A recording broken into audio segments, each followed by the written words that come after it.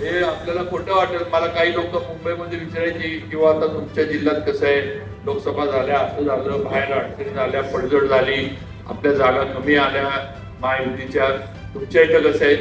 तर मी त्यांना मतदारसंघाचं काय आपलं जेवढा काय अभ्यास आहे, पण मला ज्या ज्या वेळेला बाहेरच्या लोकांनी किंवा इतर आता माझे सहकारी आमदार आहेत, मित्र आहेत, काही मंत्री आहेत, ज्या ज्या वेळेला मला त्यांनी कराड दक्षिणचं विचारलं त्या वेळेला मी तुम्हाला खरं सांगतो, खोटं नाही, मी त्यांना एवढंच सांगायचो की या वेळेला अतुल बाबांचं वातावरण झालंय आणि बाबा काही करून बाबा निवडून येणार. मताधिक्याचा मी कधी आकडा मांडला नाही, पण मी 100% सांगायचो की या वेळेला अतुल बाबा हे आमदार होणार, कारण त्यांनी पराभव जरी झाला असला तरी काम केलेलं आहे, लोकांमध्ये राहिले, काम केलं. आणि त्याचा उल्लेख आता केला की या 17 कोटी रुपये इथं दिले, 750 कोटी रुपये आमदार नसताना या विधानसभा मतदारसंघाला त्यांनी आणून दिले.